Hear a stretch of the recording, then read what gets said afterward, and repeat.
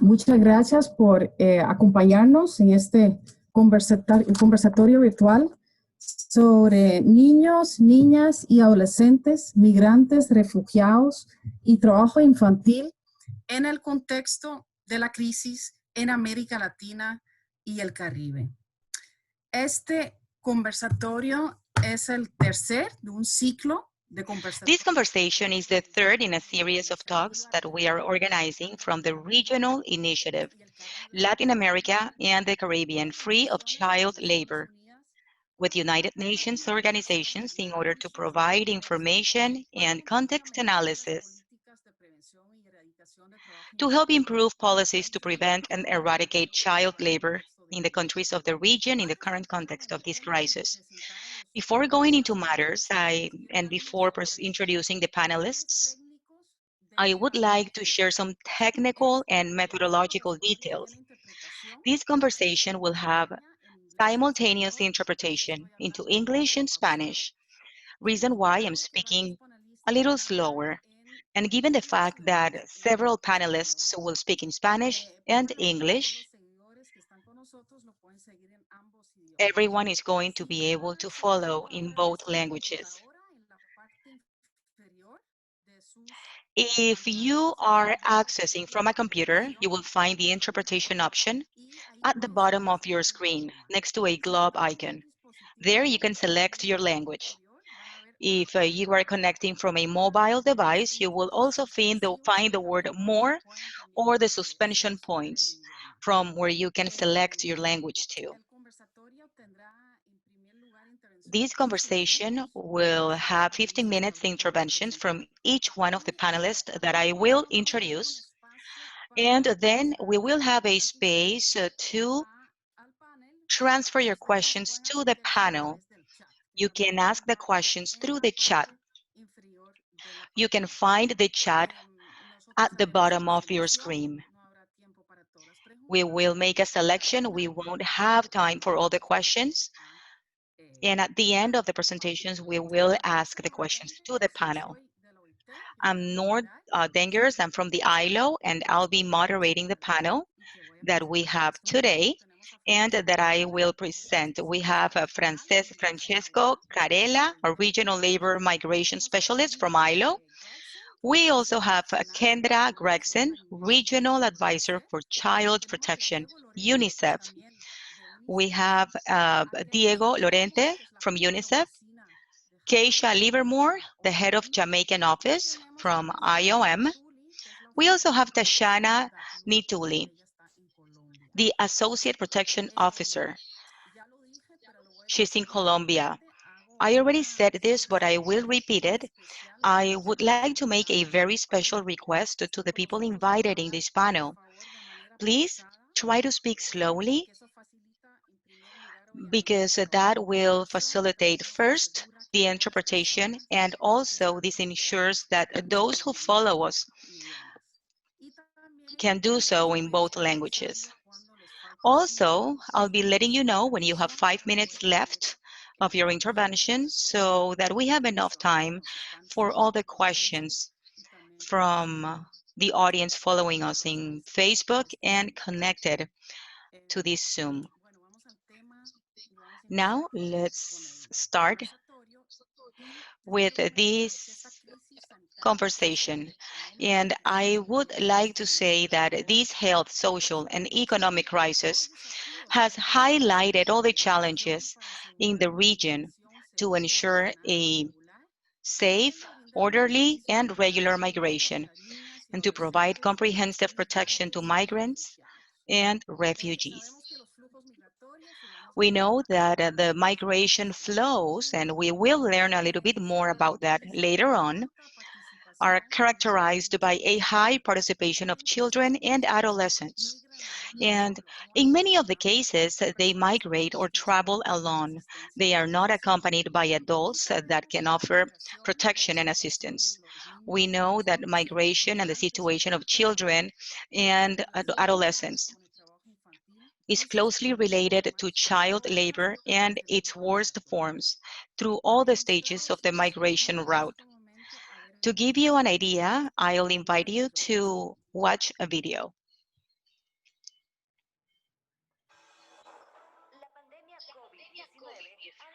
The COVID-19 pandemic has unleashed a crisis that could increase child labor, migration, and the return of migrant children and adolescents to their countries of origin in search of better living, working, and/or family reunification conditions. Migration, especially in emergency situations, is a risk factor associated to child labor because children and adolescents who migrate usually do so without proper documentation. This limits their ability to access basic social services such as education and medical care, and makes them vulnerable to child labor and other forms of exploitation, especially when they are unaccompanied.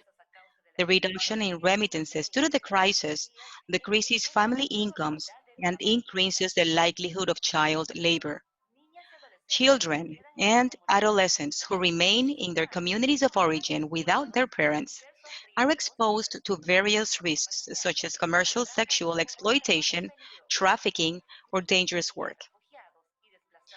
Refugees and internally displaced children are at greater risk of abuse, neglect, violence, exploitation, trafficking, or forced recruitment.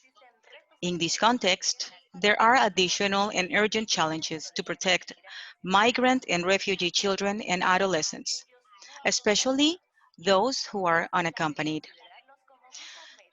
It is key to consider them as a target group, both in the policies of response to the crisis and in the long-term policies in the communities of origin and destination, facilitating migration regularization, strengthening household incomes in the communities of origin, and eliminating barriers to access to educational services.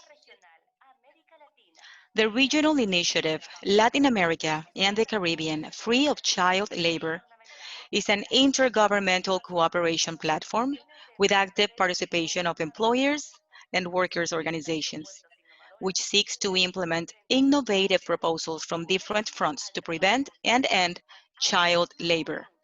Now more than ever, join us so that children and adolescents are not left behind.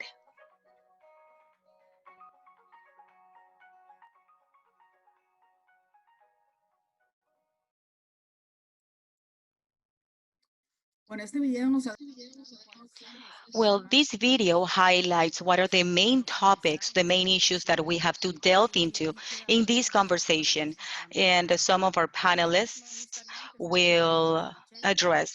I'd like to start with you, Francesco. ILO plays an important role in ensuring safe, orderly, and regular migration, and also in the prevention and eradication of child labor. What are the main challenges of migration in the context of crisis, and how is this linked to child labor? Please go ahead. Thank you. Thank you, Noor. Good morning, everyone. Since this is the first presentation of this webinar, I would like to make a brief introduction of labor migration in the region, child labor, and the different phenomena related, and how this has been impacted by the COVID-19 pandemic. Before I start with the first slide, when we talk about labor migration, we talk about the migration of workers, people that are in legal age of work. Migrants under that age, if they work usually, we are dealing with child labor. The minimum age to be admitted to work, what we consider as child labor, is something that we find on the Convention 138 from ILO and 182 that state that every person below 18 years of age is a child, and in order to be admitted into work, he or she should have at least 15 years of age. If the job is dangerous, it should have at least 15. There are maneuvers in the states under specific circumstances. However, these are the general rules. Hence, when we speak about labor migration, we speak about the migration of people within age of work. Here you can see some of the characteristics of migration in Latin America and the Caribbean. Even though the number of migrants has increased in the region, this is still an emigration region where people leave their countries. However, there has been an intra-regional migration growth, and 80% of migrants in the countries in Latin America and the Caribbean come from other countries within the same region. That is intra-regional migration. The main country destination for citizens from Latin America and the Caribbean is still United States of America, where more than half of labor workforce comes from this region. As I mentioned before, since back in the 90s, there's been a growth in other destinations, like the migration to the European Union, and there's been a growth in other areas. Going to the next slide, we see that between 2010 and 2015, there's been an important growth in migration and labor migration in the region. We don't have the numbers yet for 2020, but we do know that this trend has increased in the last 5 years. Here, it seems that Latin America and the Caribbean has smaller numbers than other regions, but we need to consider that other regions represented in this table or graph are entire continents. And the American continent is divided in two lines that you see here in this chart. And if we were to add the numbers from Latin America and the numbers from Latin America and the Caribbean, we would have the third region worldwide as far as migrant flow and migrant workers. Let's go to the next film.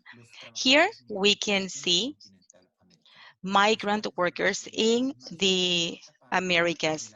They represent more than a fourth part of the labor migration worldwide. We can also see that from 2010 through 2015, there was an important increase, more than 13 million of migrant workers. If we pay attention only to Latin America and the Caribbean, a growth of more than 1.1 million. And this is an important growth. And we know that it continues growing on the last years. The last year that we worked to these figures was 2016, and we also analyzed some migration corridors for the region, and we can see that in the next slide.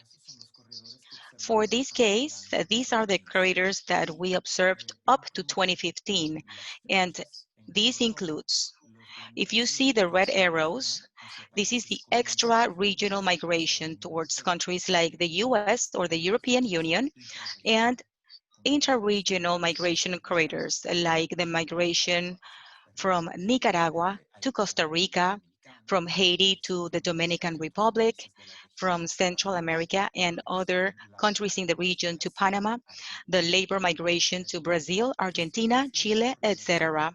And these are still important corridors. However, in the last 5 years, there's been we see the emergence of two important corridors. The first one, the one that we will see in the next slide, is the migration of people coming from Venezuela. We know that currently there's more than 5 million, 5.2 million people coming from Venezuela worldwide.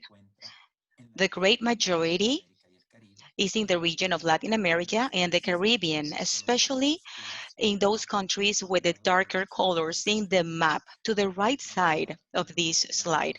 Colombia has the first place, but we also have Ecuador, Chile, Peru, Argentina, Brazil, and in terms of numbers related to the local population, we see important figures in countries from the Caribbean like Trinidad and Tobago, Aruba, Curacao, Guyana, and the DR. We talk about mixed flows of two kinds of adult populations. children, men, women, and mixed because of the reasons or causes that make these people to displace.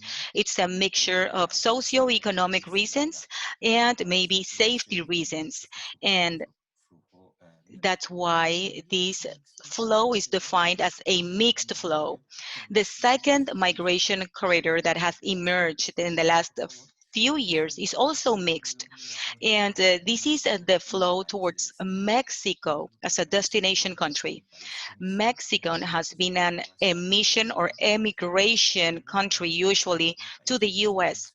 And it's not only an emission or and transit country, but it's also a destination country. The countries in the northern of Central America are those countries with some of the lowest GDPs in Latin America and the Caribbean, but also countries with high rates of homicides and feminicides. Reason why people from these countries displace towards the north, and in this case towards Mexico. And in the migration corridor, this is one of the most violence worldwide. These people have had experiences of violence throughout the transit, before, during, and after the migration experience. And they not always select Mexico as their final destination. Many of them originally had the idea to go towards the US. However, then they stay in Mexico as a destination country because of the lack of opportunities to cross the border into the US, be it in a legal or irregular way. All these migration flows in the region are characterized by some trends that we see in the next film or slide. First, we have seen a feminization of the labor migration. More than 50% of migrant workers are women. Many of them are in an irregular migration status, making the protection of their work and human rights very difficult to protect. Many work informally. We know that informal economy is a main characteristic in our region, especially when we talk about migrant workers. Their working conditions are below average, and those conditions are not the best in most of the cases. And access to social security is very difficult. In the context of this COVID-19 pandemic, we have all seen how access to social security can make the difference between life and death of a person, of a worker. Now let's go to child labor. What characterizes child labor in Latin America and the Caribbean? It is a dangerous work, 75%.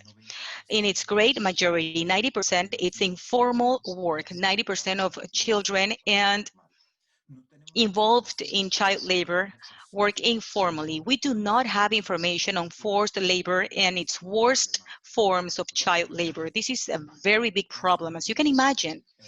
And in its majority, we are talking about children, adolescents between 12 and 17 years of age. I would say maybe two-thirds.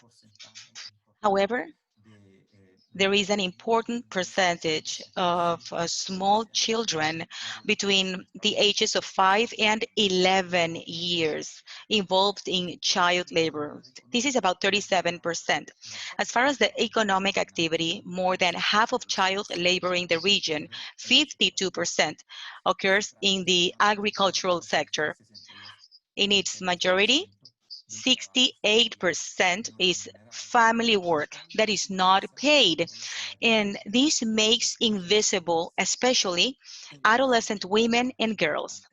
And all this has an important impact in migration that we will see in one of the next slides. Let's move to the next one. Here we have good news. In first place, child labor in the region has come down. We have estimates every 4 years. for 2008 through 2012, where we see a reduction of 13%, and from 2012 through 2016, we see a reduction of 17%. The next estimates for ILO are coming out on 2021, next year, and those estimates are based on the regular measurements and official measurements of the countries of the member states. Even though these are good news, we still need to pay attention on the next or second column of this slide that the majority of children and adolescents in child labor in our region carry out or do dangerous activities. And it is imperative, it is important, especially in the COVID-19 pandemic context, to pay attention to this group of people. 5 minutes left, Diego. Thank you, Nor. And the positive trend exists. As we can see, this decrease has decelerated, and we believe that this is going to deaccelerate even more in the context of this pandemic, when if we want to accomplish goal 8.7, it needs to accelerate even more. Speaking about the socioeconomic impact that COVID-19 has had, the figures that you see in this slide are from 2 weeks ago. However, the most important thing here are not the numbers. The fact is that COVID is having an impact in the associated factors to child labor, like the GDP that is going down and unemployment and poverty that's going up. And those factors, due to those factors, in CEPAL, in ECLAC and ILO, we believe that child labor is going to go up because of this. Here we see that COVID-19 is having unequal effects in some areas. For example, families living in poverty conditions and extreme poverty, those who live in rural areas where they don't have access to decent work, working on informal economies, migrants, refugees, youth, women, children, and adolescents. And the fact that this is having a strong impact on these groups, I'm referring to the pandemic, this makes the possibility of pandemic to increase child labor. Going to the next film, the next presentation, we need to analyze the link between child labor and migration. This link is observed in the motivation of migration that children and adolescents have. They migrate because they hope to find a job in the host country or receiving country that allows them to help their parents, their families, to improve the economic situation. We also see that migration movement of children and adolescents occur in insecure areas, especially when the conditions to migrate are not regular. Children and adolescents that migrate are at a high risk of child labor and child trafficking for the purpose of sexual or labor exploitation. Through the migration route, those children and adolescents that were not involved in child labor in the past sometimes are forced to work because of a lack of means. And children, migrant children in child labor receive lower wages, longer working hours, intermittent education, a greater index of mortality. To conclude, let's move to the last slide.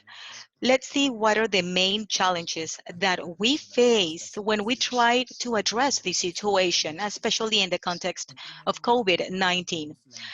First place, we see the importance to make this link between migration and child labor with quantitative evidence. It is important to ensure the organization, the coordination between the guiding organs and other federal institutions. How do we address this situation, the situation of adolescents with working age, with expectations of work? But because of the COVID-19 crisis, They will have less opportunities to accomplish their expectations and dreams. How can we make visible child labor in migration policies and vice versa? Migration in programs and policies for the eradication of child labor, because they are not always related. And how do we address the worst forms of child labor associated to migration? We know, for example, that many of the workers that yearly work in migration for agriculture, harvest, and other areas, this year are not receiving enough migrant workers because of the pandemic. And some of them are falling into child labor. How do we address the situation of child labor in vulnerable areas, for example, indigenous peoples and Afro-descendant people? How can we ensure that we can identify and refer children and adolescents that are migrants and work? I will conclude with this. I hope I was able to share some ideas with you so we can frame our conversation. Thank you. Thank you very much, Francesco, for respecting the time. For speaking falsely. Thank you very much for this overview of the labor migration in the region and how it's related to child labor and the recommendations of action that we are facing and we can perform as a region. So now let's continue with UNICEF. Now I'll give the floor to Kendra Gregson and Georgina Zamora from UNICEF. And we know, as we mentioned, and Francesco mentioned, that was already an evidence that the crisis has an important impact in the protection of children and adolescents, and especially in migrant children and adolescents. We would like you to share with us the analysis of UNICEF in this situation, and I will remind to all of you following us that you can activate the interpretation in English, because Kendra will start her intervention and she will speak in English. Thank you. Thank you very much. And many thanks for welcoming UNICEF to this presentation. Next slide, please. It was great to hear the first presentation, which really outlines some of those risks that happen with child migration and refugees, and those risks that face children. For us, it's not children migrate. Children migrate within countries. Children migrate cross borders. And I think we also need to think about that migration in countries, particularly when we're talking about child labor. There can be seasonal migration. There can be permanent migration. There can be an intent to move. Where the questions come in, or the concerns come in, is when there is a risk, when there is a protection risk because of that migration. Migration in itself isn't wrong. It's about the migration that actually creates risk. So those risks, such as being separated from their parents, so losing that right to know their parents, losing that right to be able to be cared for their parents, to be able to suffer from discrimination and xenophobia. And so that also, and that abuse that sometimes results because of that xenophobia, the violence against children, the ability to access shelter, the ability to access schools. So it's when these migrant populations face these risks that is it's a great concern for UNICEF. Next slide, please. And of course, one of those risks is the risk of work and the risk of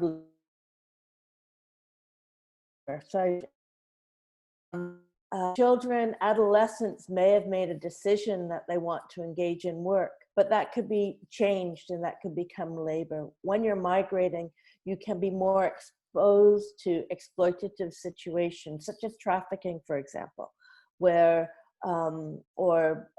trafficking or smuggling across borders, included across borders, for the purpose of exploitative work. And this is where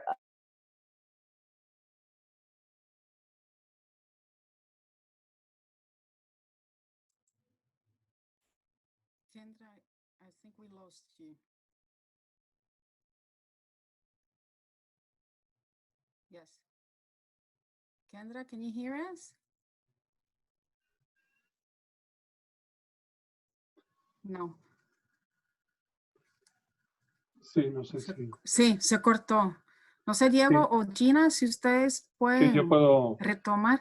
Okay. Perdón, pero Gracias. Kendra está en un lugar con mala conexión. Ya I teníamos medio, apologize because Kendra is in a medio place where she doesn't previsto. have a good access of internet. I knew that it could happen, but I can continue. I just came back. But go Okay. ahead, Diego. Sí.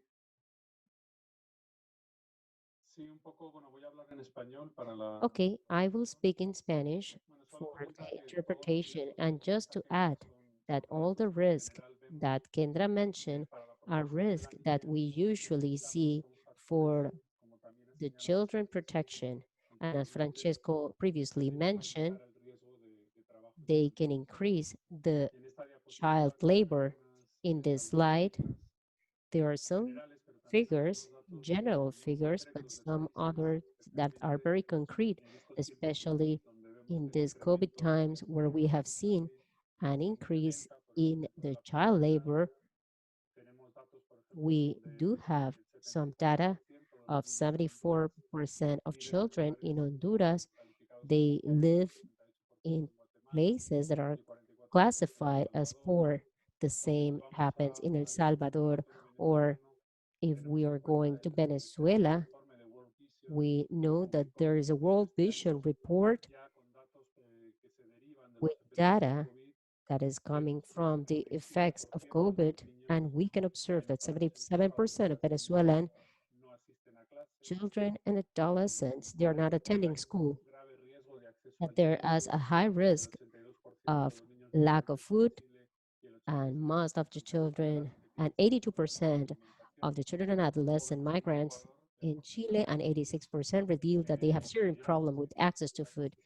Also, there are some migrants that they have suspended their classes and they have not even been able to get into school. There are some risk factors that there's no doubt that can come from an increase of child labor. And with this situation and all this risk that are relating among themselves, we can discuss which are the measures that can be taken by UNICEF. First of all, we would like to address that UNICEF provided a global report where are proposed certain measures to mitigate that risk. You can see the cover of this report on this slide, and there are some measures of how we can expand the social protection, how to promote decent work for adults, how to make children to go back to school, and it's something that we can see that it's very complex right now, and to be able to get more resources. If we are able to comply with those proposals in Latin America and the Caribbean, we will see from our point of view that it will be very important to identify all those children that are out of school, could be migrant children or in return, or the children that were left behind by their parents, that their parents had to migrate and develop a comprehensive response. In addition, I think that the interagency work is important with some sectors. Also, I believe that it's important to hear the movement of children who are working. There are very interesting proposals that they can provide the voice of children and adolescents on how they are going through this situation. And for UNICEF is very important. And here I will give the floor to Kendra so she can elaborate on this point. For UNICEF, we do not want to deal with migrant kids especially worker children, through a separate system. They should be part of the existing program. Those services of the protection system that now with COVID have been interrupted, they could be reactivated and include worker children that are migrant without taking consideration their migration. So it's important to have the system to include children. And in that sense, on the next slide, we will have an additional slide. I don't know if Kendra can explain on how this will work on the protection system. Kendra? Thank you, Diego. I actually think we'll pass it on to Jeannie to give us a concrete example of this in action. But the idea is that wherever child labor, migrant, or any other child protection risk, wherever they touch the system, that they're able to be referred and be seen throughout that system by the necessary resources. But let's turn this over to Jeannie. Thank you. Jeannie, are you there?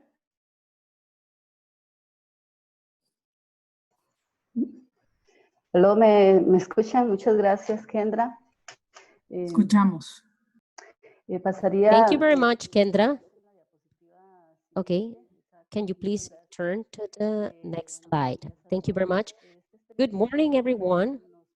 I am talking from Unicef, Costa Rica, and we believe that it reflects this inter-agency system that we have been mentioning before. And I would like to say that this best practice that we will present is a practice that was built in the framework of the United Nations together with the OIM, UNFA, and it represents that from the beginning there was the proposed idea to work together and with several areas for this intervention is at the south of the country of Cotoburutus at the south of Panama, and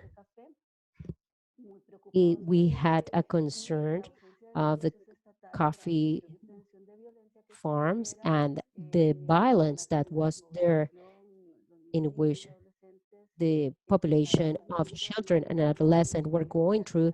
They could receive some benefits, as Kendra just mentioned, to be part of the services that are offered to the population. To provide a visibility of the situation was the first point, and after that, we were able to analyze from a focus of the change theories, the cause, effects, and changes that we wanted to achieve.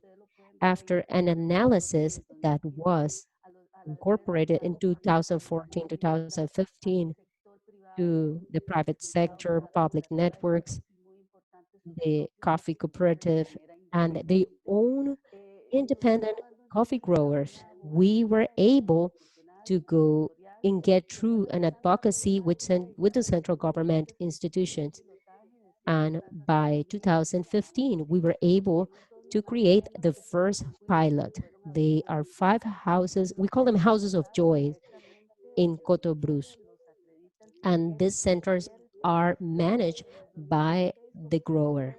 But in 2016, as you can see in this slide, we work with the central government to transform that experience into a sustainable experience.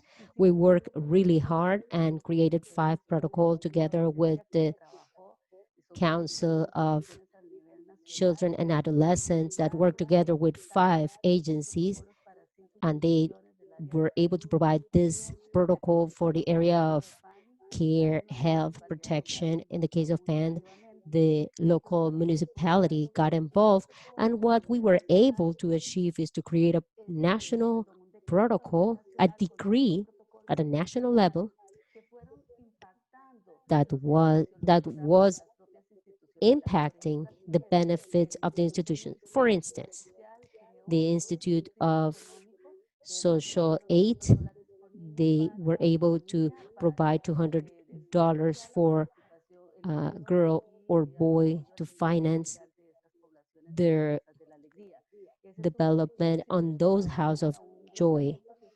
And within that, there was a ruling from the Ministry of Health in which each one could register within their form their own house of joy. For 2016, we had more,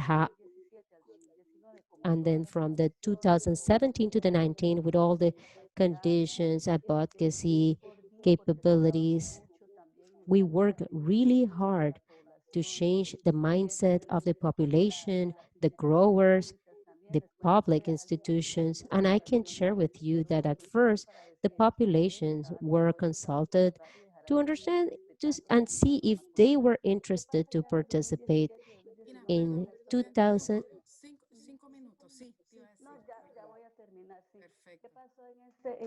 And what happened within this period, then we were able to have 26 houses, and there were some other farms in Costa Rica that they also have coffee, and we were able to expand the coverage.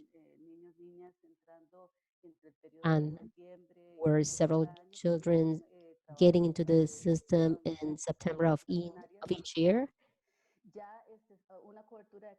and there was a coverage of almost 3 large unions involved, cooperatives involved, and there were some additional cities that were involved, and they were replicating this experience. It was not only for migrant indigenous, but for Nicaraguans and Panamanian migrants.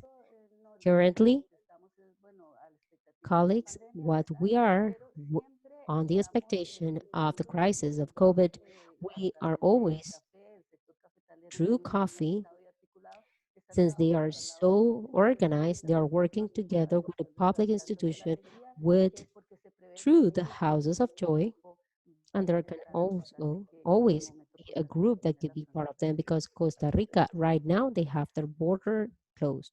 Thank you. Thank you. Thank you, Kendra and Diego and Gina, for being on time, and for this is very interesting. And this reminder of Kendra that migration was something that could be achievable, but we should involve the associated risk for that impact the children and adolescents. The case of Costa Rica was a very interesting articulation case that could be studied for other countries, and I guess that we could also apply it somewhere else. Thank you very much. And now let's give the floor to Keisha Livermore, and she will talk about the situation in the English Caribbean countries that, because of their characteristics, they have a higher vulnerability on this type of crisis that we're going through. So OIM have developed a way to address child trafficking. That is one of the worst forms of child labor. And we would like to know, Keisha, on the situation of the child trafficking in the children and adolescents in the English Caribbean, and what type of actions are you developing?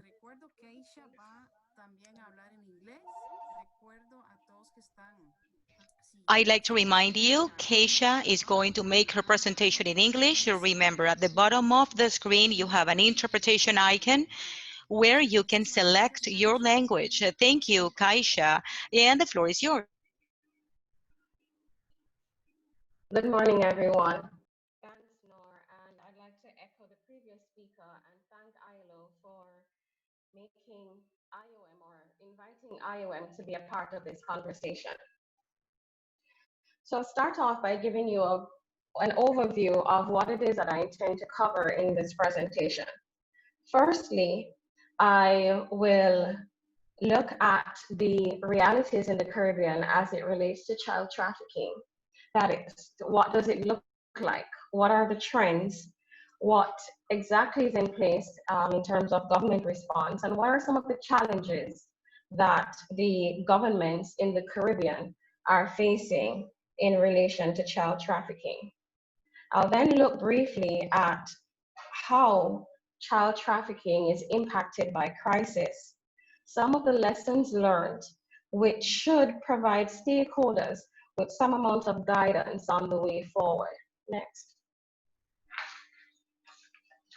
So, the Caribbean is made up of small island developing states for the most part, except for Belize and Guyana, which are located in North America and South America, respectively. These countries have unique challenges related to geography, governance, and of course, they are all of different economic standings. These challenges are somewhat compounded by the small size of the countries, which for the most part are dependent on tourism. Now, the size of these countries is not an indication of the challenges that the governments face in dealing with trafficking in persons and child trafficking specifically. The cases, while they might appear to be simple, are often complex. They don't present like they you see depicted in Hollywood movies such as Taken or Slumdog Millionaire. Oftentimes, it is difficult for you to identify cases because of the nature of the cases. And even when the trafficking case is pretty obvious, there are other challenges, yes, based on limited resources that makes it really challenging for governments to respond effectively to trafficking in persons. Next. This slide here gives you an idea of some of the trends in the Caribbean countries. And I spoke to you earlier about the differences in terms of what the countries face, what the countries deal with on a daily basis. And this is pretty obvious when you look at this slide, where you have countries like Guyana and Jamaica, which are source, transit, and destination countries, and also have to deal with internal trafficking. And then countries like St. Vincent, which is only a destination country. You might also notice that there are a few countries that are missing, such as Grenada and St. Kitts. And this is because of lack of data. This is not an indication that trafficking is not happening in these states. We simply don't have the data, which is something that I will talk about later when I talk to challenges. Next. I wanted to give you an idea of how challenging trafficking in persons is for countries in the Caribbean by looking at some of the routes, or at least one of the routes that we have seen. So just, I want to point out that this particular case that you're seeing on the screen is not related to a child, but I thought it was important for you to get an idea of just what governments are dealing with, especially for cross-border cooperation and policing, which is a necessary part of responding to child trafficking or trafficking in persons. So here we had somebody move from Sri Lanka to Qatar to Turkey, from Turkey to Panama, Panama to the Dominican Republic, from the DR to Jamaica, from Jamaica to TCI, then back to the DR, then to Haiti, then back to TCI. So you see the complications that these small governments in the Caribbean have to deal with, not just in terms of identifying all these different countries and talking to immigration officers, prosecutors, etc., but also the different languages that they would have to figure out when dealing with child trafficking cases. Next. So some of the more unique characteristics that we have seen in the Caribbean as it relates to child trafficking. We have seen that most of the victims that have been identified are adolescents. Most are from households that fall below the poverty line. we have had some experience of gang involvement. That is, children who are from volatile communities are often recruited by gangs. These challenges are further compounded when we have parental absence or lack of autonomy and authority of parents. And parental absence is something that is very much present in some Caribbean countries. For example, in Jamaica, this is such a part of the reality that there has actually been a coined term for parental absence, and children whose parents are overseas working and have left them in Jamaica are called barrel children. This term is used because parents pretty much send things home in barrels to take care of the basic needs of their children. Lack of autonomy and authority is sometimes seen in some volatile communities where there is an informal governance structure, where there is a gang member or a community leader that makes decisions for the community, thereby taking away that autonomy and authority that would usually belong to parents. In the Caribbean, we have seen child victims coming from neighboring countries, but also far away, such as Europe. And we have also seen a lot of internal trafficking. In addition to that, children have also been trafficked within the region, but also to faraway countries and other continents. Next. We have had a lot of victims, child victims, who have been trafficked for sexual exploitation.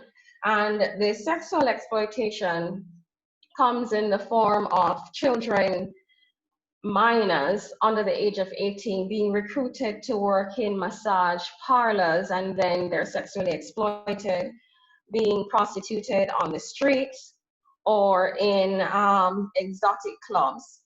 And we've even had cases where there are sometimes family members who negotiate transactional sex with adults or these children. Also, I want to look a little bit in terms of sexual exploitation and the role of culture in the Caribbean, where I mentioned earlier volatile communities. And sometimes it's not up to the parents to determine what happens to that child. And so we often find that in some communities, children might be sexually exploited because of the decision made by the leader in a specific community. Also, something that we have seen in the Caribbean is young girls engaging in transactional relationships that are encouraged by their parents in order for them to get an adult male to take care of costs related to their education, as well as to supplement the familial income. We've also seen children trafficked for begging, and of course to be utilized in gangs. Most of the cases that have been identified in the Caribbean involve female victims, mostly adolescents. But at the same time, we've seen quite a number of male children, boys, who have been trafficked. Next. We're going to now quickly look at the national response in the Caribbean. For the most part, most countries have some kind of coordination mechanism in place, which is called different things, such as a counter-trafficking unit or an anti-trafficking task force or council or working group. These coordination bodies are normally, they take into account a multi-stakeholder approach, and generally all the stakeholders are aware of their specific roles and responsibilities. While it is true that most countries in the English-speaking Caribbean do have some kind of formalized coordination mechanism in place, this mechanism doesn't always work or isn't always active in all countries. Next. Another challenge, or I should say that we're now going to look at some of the challenges that governments face. And one of the major challenges that governments face in the Caribbean is related to data. Now, some countries do have data collection protocols and mechanisms in place, but we have found that oftentimes, despite having this in place, the information is not being populated, or the information is not being shared. Sometimes data sharing is impacted by the limited resources, not in terms of financial as well as human resources. Another challenge that governments face relates to timelines in terms of prosecution. And of course, small countries generally have issues, or we have found that countries in the Caribbean generally have issues in terms of confidentiality. I think I mentioned earlier, I'm not sure, that the concept of 6 degrees of separation in the Caribbean is something that is very real. Somebody who has been charged for a crime will generally know somebody who is probably the prosecutor, or know somebody who knows somebody who's a prosecutor, or sometimes they're even related to the person who is prosecuting or the person who is the accused. And so we have generally trust issues, not only because the countries are small and the relationship or possible relationships between stakeholders, but also because people tend to sometimes share information that shouldn't be shared. And so victims in the Caribbean, especially victims of trafficking, are normally reticent to trust the stakeholders who are supposed to protect them. Next. Aisha, you have 5 more minutes. Okay. I'm gonna try. Thank I think I'm gonna try really hard. And I am limiting myself and editing myself. Great. Yeah, so we're gonna look briefly at trafficking child trafficking in times of crisis. And I thought it was interesting when I looked at the crisis situations that governments in the Caribbean have faced, that we have different responses. So we have hurricanes, earthquakes, economic or political crisis, which has resulted in increased movement, and increased movement across borders or within the country. And then we have, most recently, the pandemic or health crisis, which has somewhat resulted in reduced movement in terms of regular channels, not necessarily irregular channels of movement. So I'm going to quickly now look at some of the similarities and differences between these different types of crisis situations and how this impacts trafficking in persons. So quickly, I'll look at those that result in increased movements, and we realize that what often happens is that children become more vulnerable. Some of them become homeless, they lose their parents, and of course, there's an increase in poverty. Then we have people who present as do-gooders who often take advantage of these children and exploit them. Another challenge that we face has to do with victim identification, or rather misidentification. So with increased movements based on economic factors or political factors, oftentimes child victims can be misidentified as economic migrants and not victims of trafficking. When we have these types of crises as well, we often find that referral mechanisms are disrupted.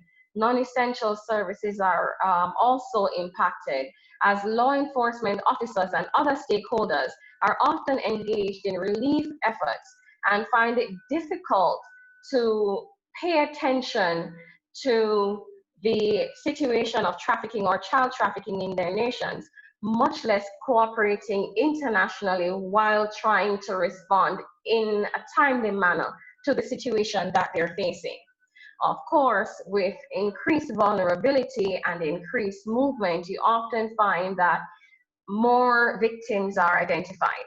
And this now presents another challenge for governments in terms of crisis, because very few countries in the Caribbean have shelters that are dedicated to victims. And those that have shelters dedicated to victims often don't have shelters for children or unaccompanied minors or unaccompanied migrant children. Now I'm going to look quickly at reduced movement, such as what we have seen now with the COVID-19 pandemic. And of course, again, we see increased vulnerability. We still have movements now, for example, into Trinidad, people being smuggled in. And my colleague from Trinidad mentioned that they have still identified child victims of trafficking that are being smuggled into Trinidad. Another thing that we have seen is that because of the COVID-19 pandemic and restrictions and the closure of schools, there is a reduction in terms of adult supervision. Children are bored, they're online more, and this then leads to a different form of exploitation. So children are now being exploited online, and this is something that is completely new to governments and something that they haven't had to deal with just yet. And so, well, let me just move on. Referral mechanisms are again disrupted, so are non-essential services.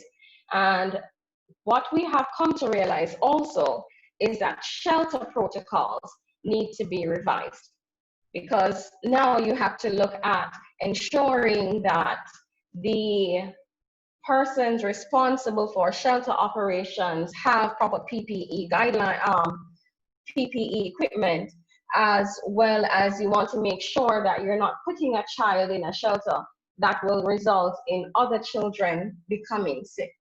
Next.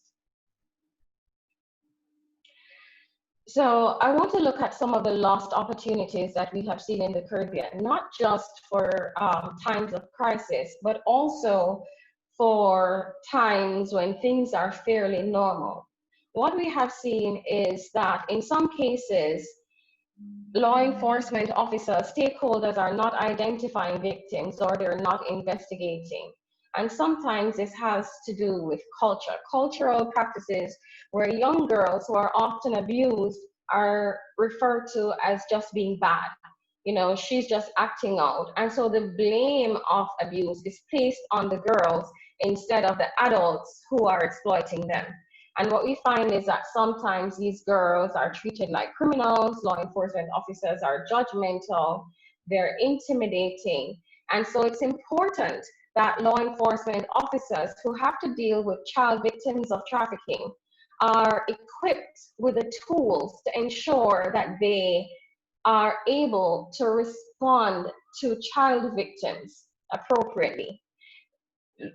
They need to understand the importance of explaining basic steps, especially to children who have been abused and have lost all sense of agency.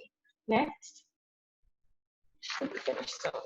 Okay, yeah, I'm concluding. So in conclusion, I just want to look very, very briefly at some of the lessons learned, which should guide stakeholders in the way forward.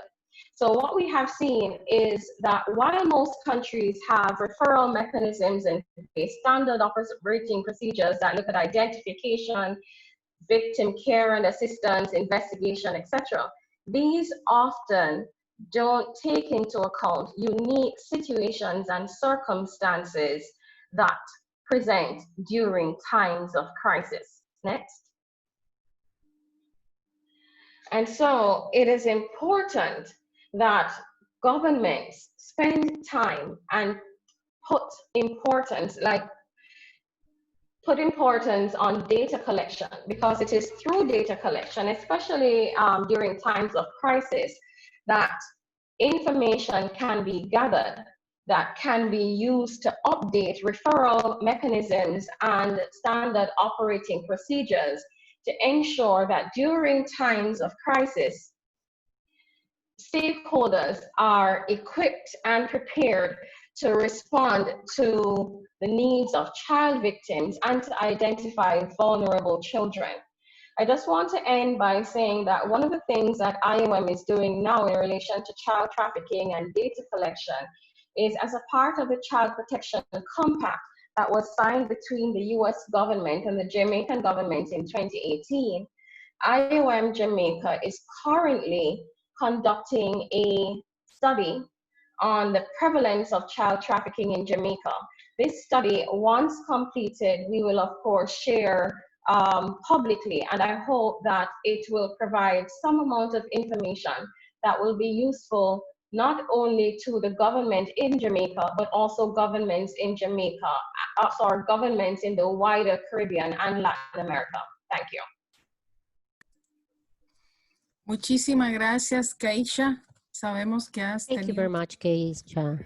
We know that you had to run. You had much more to say, but it was very interesting. The complexity that you describe in the children trafficking and adolescent in the region and all those cultural characteristics and specifics of the sub-region that are located in the Caribbean. And especially the lesson learned that it's a very important exercise to learn on everything that we have learned and how to strengthen them. Thank you very much for this information in this sub-region. It's very interesting. So now to turn to our last intervention, we'll give the floor to Tachana Nutuli. She is from UNHCR. We know that children and adolescents that had to flee from home many times without a relative, they are very vulnerable groups whenever they are in the destination countries. We saw different consequences and vulnerabilities that they can suffer to the violence, trafficking, and other physical abuses that we just heard. Even sexual abuses can happen. Tachana, can you please share with us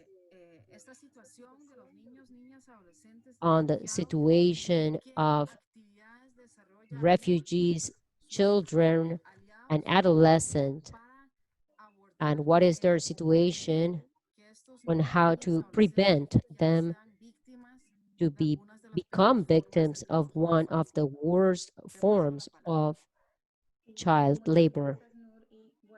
Thank you very much, and good morning to everyone. My name is Tachana Nutuli, and as you know, I work in the Guajira, Colombia. Today, I will talk to you about one of the worst forms of child labor, that is the sexual exploitation of children and adolescents.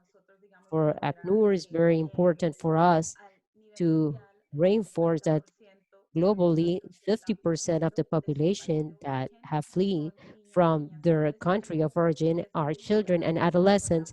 And it's very important that we remember that it's not about those specific crises and situations that are only of migrant, but of refugees. And sometimes it will not allow the same fact of the risk that they face. On regards to the context, let's say in Guajira, as you know, Colombia is the country with the highest number of the refugee and migratory population due to its geography. La Guajira is the fourth department with the highest presence of Venezuelan population at the national level. And La Guajira has high level of poverty and unmet basic needs of its population. Since 2015, La Guajira became one of the receiver department of the refugee migrant population. The index is of 65% in some places and some other areas up to 90%. This situation decreased the local capacity of receiving migrant refugees. And according to Dana, the index in the 3 municipality of Guajira is concentrated in the highest number of the Venezuelan population, Macao with 60%, Rio Hacha with 45%, and San Juan with 37%. They are above the national average that is 19.6%.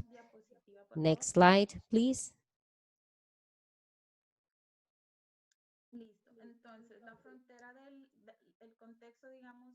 The context of La Guajira is a permeable and easy accessible border.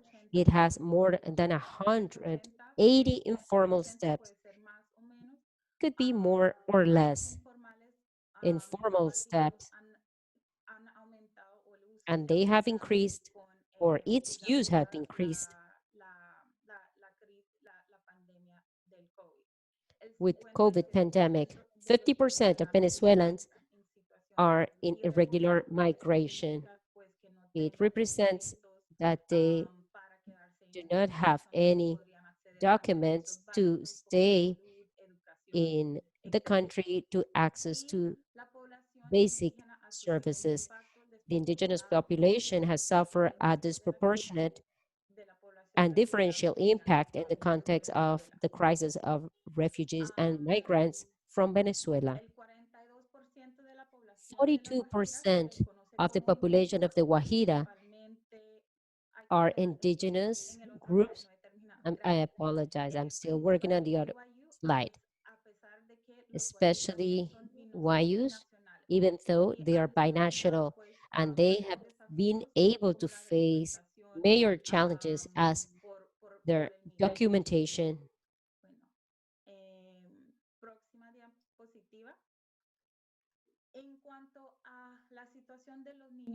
In regards to the situation of the children and adolescents,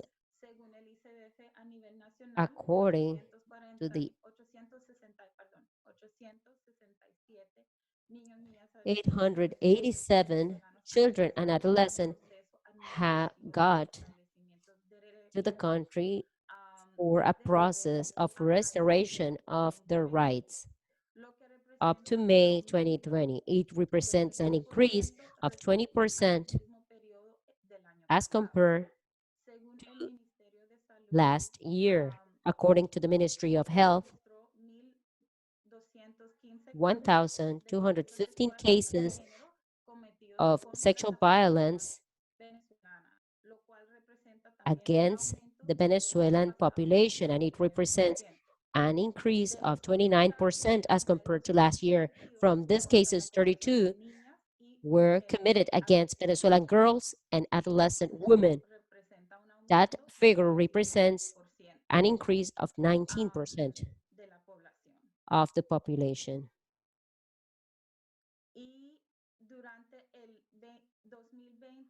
And during 2020, the integrated system on gender violence reported 163 cases in the Guajira, representing 70% survivor women, 64% children and adolescents, 16% of indigenous population, and 11% of the population coming from Venezuela.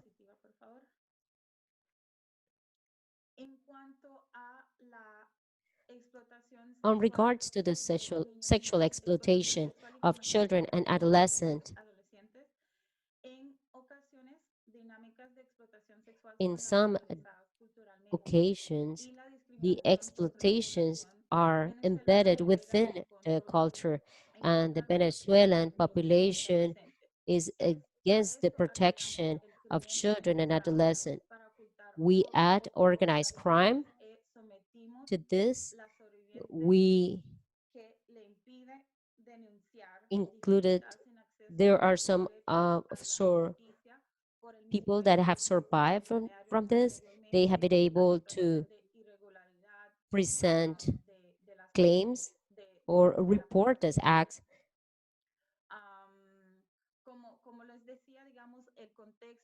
the context of La Guajira in the high rates of unmet basic needs affect and impact the population. As the ILO mentioned, the informality of the local economy for to integrate the migrant and refugees, the children trafficking.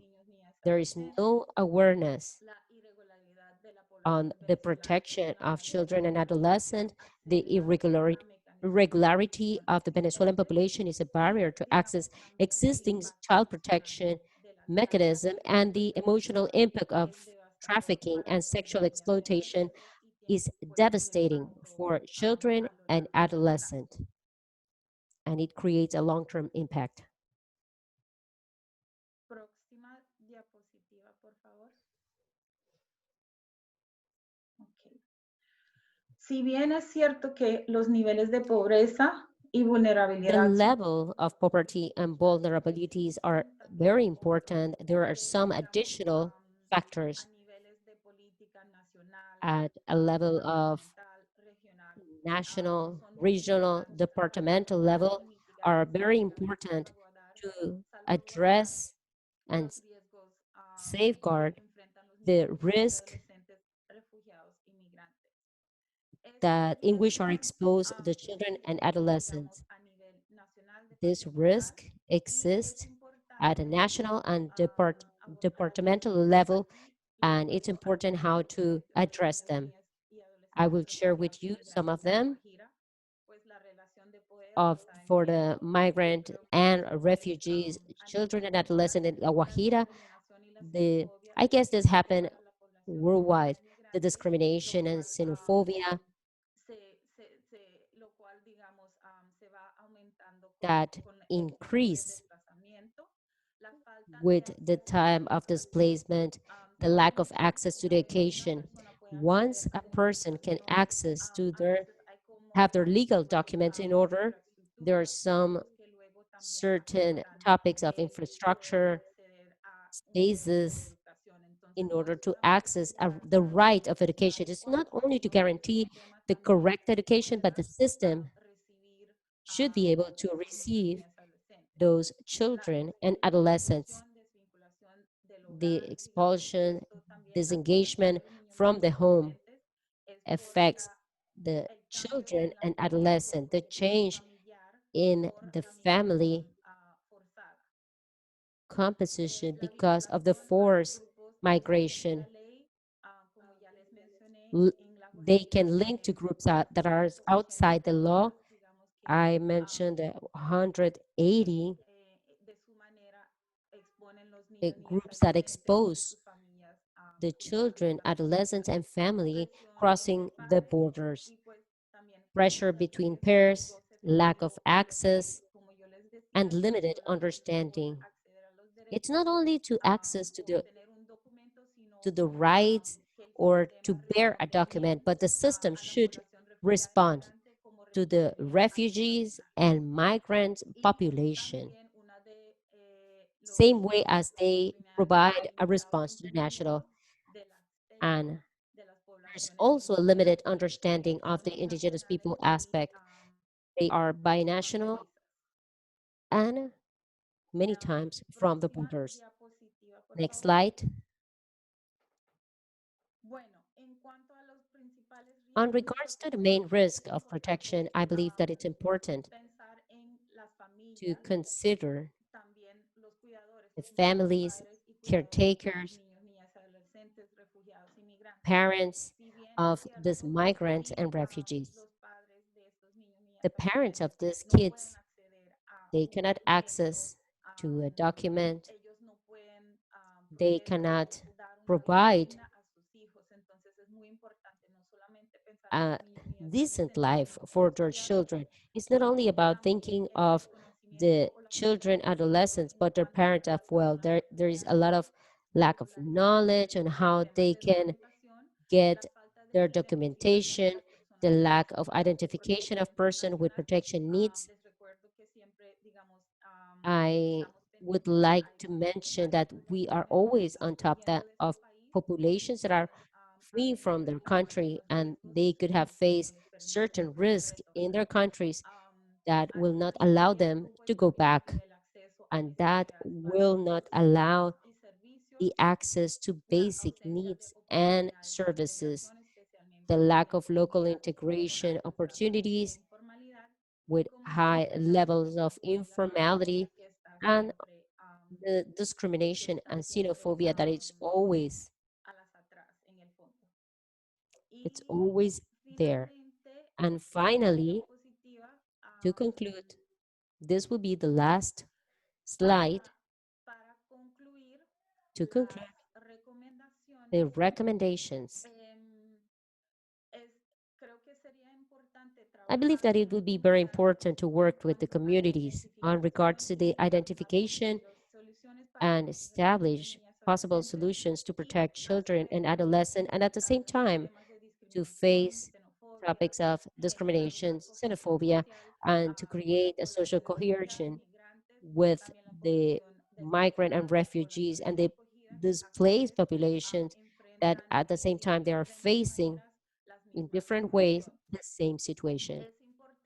It is important to create local integration as a lasting solution, documentation, education, labor insertion, financial system, among others.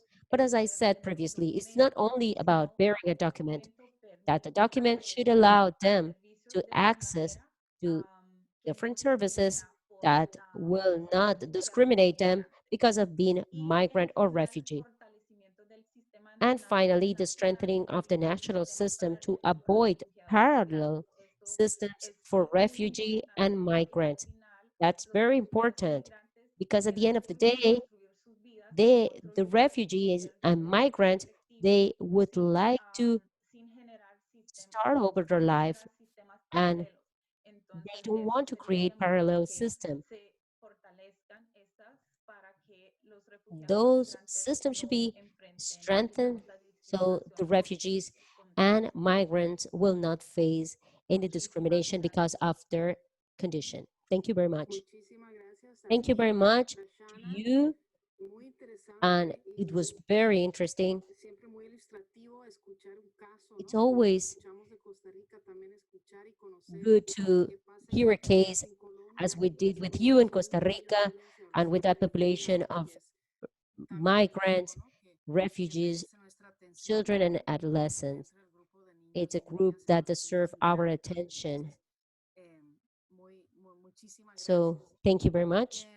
Ahora nos quedan como unos 10 minutos para pasarles las preguntas que han pasado del público por Facebook, por el chat, por Now we have about 10 minutes to ask the questions we're getting through the chat, Facebook, and different means. Francesco, I'd like to begin with you since you made the first presentation. The first question goes to you. And this question is related to a topic that has been mentioned in several presentations somehow, because we see that in many countries in the region, migrants are not being considered as beneficiaries of social security or emergency aids or any of the services under the crisis. And this also directly affects children as far as health, education, and other kind of support.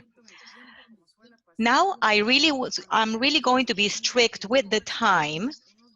And this is how we do it at the end of the conversation. In just 2 minutes, can you try to explain if this exclusion, if this situation is related to standard situations, or if you believe that this is a political situation? And if so, what can we do for migrant and underage people to be even more considered in these political responses? You get 2 minutes. The floor is yours. Okay, well, thank you. And thanks to all the participants for this question. This is a complex question. I'll try to be brief. As far as the political standards, I believe that they are both related because the national legislations, the laws, are issued by congresses and parliaments where they have political majority. Some of the governments might be more open to migration or some other things in general. Others, not that much. That's why the ILO always encourages countries to ratify some conventions because conventions are ratified and this offers a minimum floor of guarantees and right protections regardless of a changing government or not. We have the Convention 97 and Convention 143, important conventions from ILO with the provisions of social protection. But as far as social protection and social security, we have the Convention on Equal Treatment, Convention 118, very important convention. And we also have recommendations that could be applied in those countries where conventions had not been ratified. For example, recommendation for social protection 204 on transition to informal economy, 205 related specifically to migrant and refugees on peace and development for decent work. What can we do? Really, I believe that we must try to ensure access to fair salary, access to justice, especially under the conditions for COVID-19. Maybe we need to try to facilitate all the movements to try to renew or extend the validity of work permits, for example, and also to ensure that migrant and refugees have a voice, have a representation. And for that, I believe it is important to use social speakers, employers and workers organizations. We know that unions are fundamental and we need to ensure that migrant refugees have access to the Union of Freedom and the collective bargaining rights. And always make sure that employers organizations also contribute to the processes, recognize the competencies of migrant workers to facilitate access to work and social security, etc.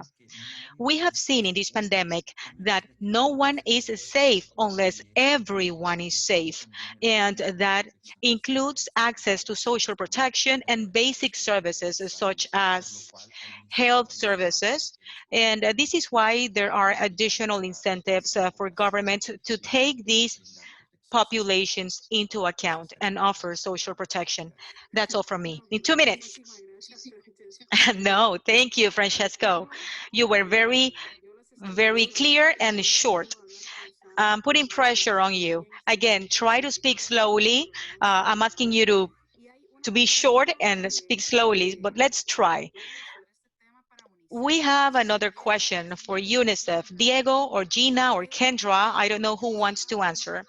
And we have mentioned different rights that are being violated for children and adolescents that are migrants. And there are questions on the impact of children as far as health, not only for immediate health, and I believe that was also mentioned, but what other kind of impact there is on their mental and physical health that could have access later on that human capital, the right that they have once they are older to access a decent job. What kind of health effects they have being migrant children under the conditions that we are mentioning today, and also being working children. Who wants to answer? You get 2 minutes.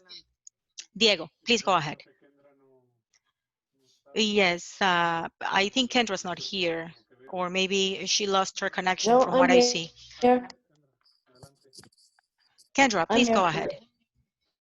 Okay. Thank you very much for this.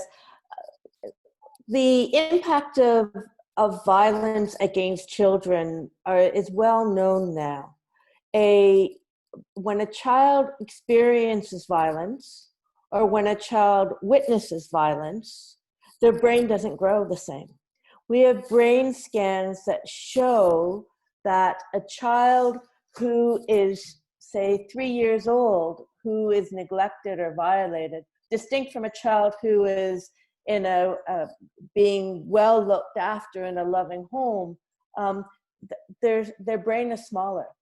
We see neurons, though the neurons in the brain of a child witnessing violence and witnessing those discriminations, or witnessing discriminations, so not even experiencing it, the neuron pathways that are created or that happen are as damaged as an adult who has PTSD from a war situation.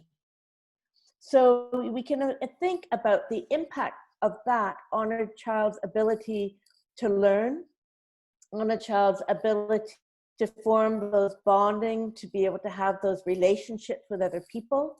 And that impacts on life, and that impacts on their life trajectory and on what their future work can be.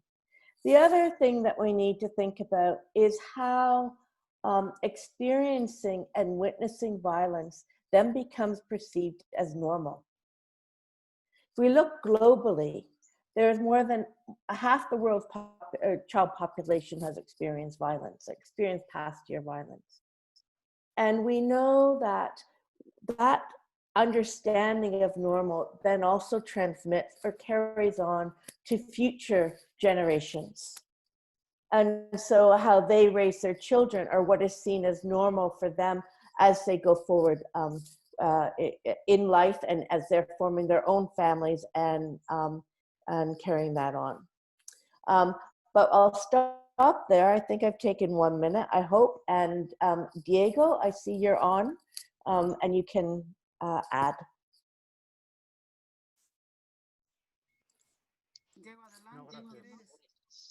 Diego, go ahead. No, thank you. I'm okay. She was very clear. Thank you. I was about to say that a very clear and concise answer, how this has an influence in the cycle of life, the way a child is a victim of violence from such an early age. Now, there is another question for Keisha, for IOM. Keisha, you mentioned trafficking in persons, children and adolescents. We know that there is a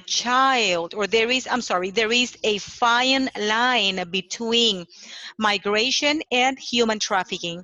How do you believe this is related, trafficking and migration? What is the difference? Conceptually, but from what your point of view, what do you see in the region? Okay, I think I'm going to answer this question by just pointing out, so there is no universally agreed upon term for the word migration, all right? So for all intents and purposes, let's use the term migration very broadly to mean movement from one place to another, irrespective of that movement is across borders or internal, and irrespective of the length of time that the person moves, right? So let's use that very broad term for migration. And I'm happy that we have this question, because one of the challenges that we have seen, not only in this region, but we've also heard it in news reports from CNN and BBC, where the term trafficking in persons is synonymous with movement from one place to another. And this is actually not the case. If we look at the definition of trafficking in persons, while in some cases movement is a feature, it's not absolutely necessary. Just like a person can be born into slavery, so too can an individual be born into trafficking in persons. So the definition for trafficking in persons is if a person is, let me try to remember clearly. I know this like off the top of my head. Transferred, harbored, moved through by means of, for the purpose of exploitation. Now, Part A says transferred, harbored, and that often implies movement, right? The transfer, but somebody can be harbored. So for example, a child whose mother is a victim of trafficking can automatically be a part of that trafficking experience because that child is exploited. And so it's important that we get it out of our heads that migration, movement from one place to another, is an integral and necessary part of someone being trafficked, which is the reason why you have internal trafficking. You can have, or we've seen examples of children who the person who exploits them they're not necessarily moved from one place to another for the exploitation to take place, but the exploiter is actually coming to them. So I think the basic answer is that trafficking in persons is not necessarily synonymous with migration. Most examples that we have include people moving whether across border or internally, but it's not absolutely necessary, and the terms are definitely not synonymous.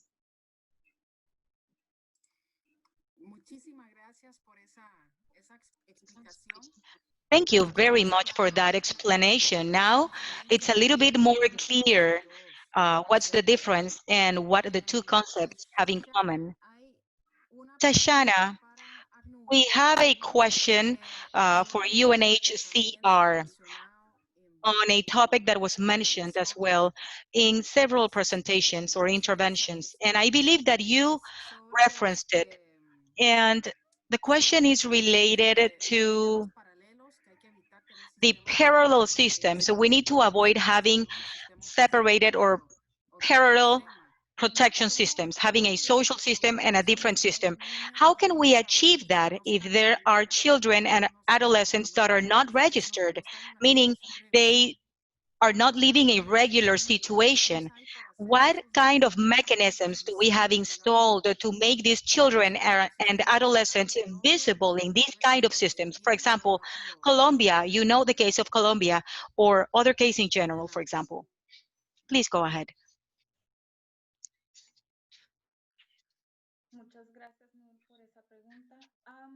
Thank you, Moore, for that question.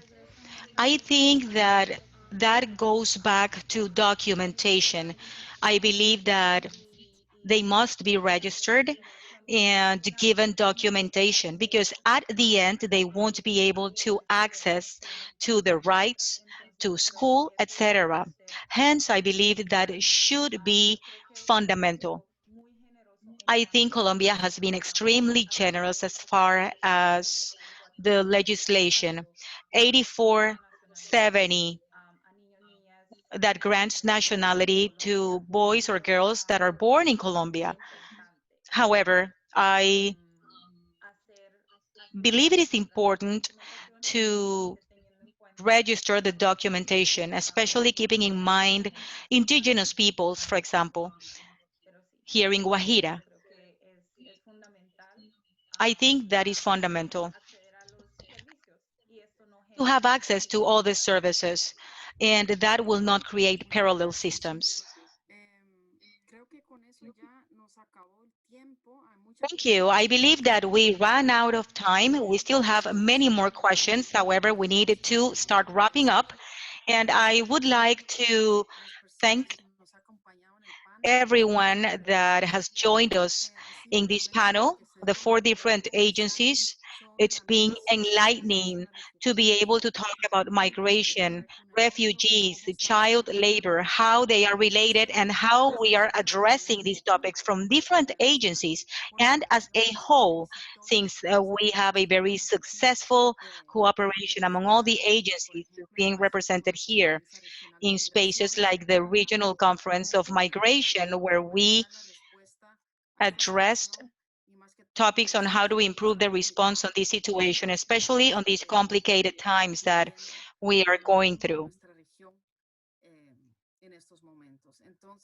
in the world and in the region. We would like to thank everyone that is following us from different parts of the region and the world. We've seen in the chat that we have people from everywhere. And in the chat, we announced that you'll be able to see this recording on our Facebook, Red Latinoamericana contra Trabajo Infantil. However, our colleagues are placing that information in the chat for you to see it. And we hope to see you in the next opportunity, and take care of yourselves. Thank you so much. Goodbye.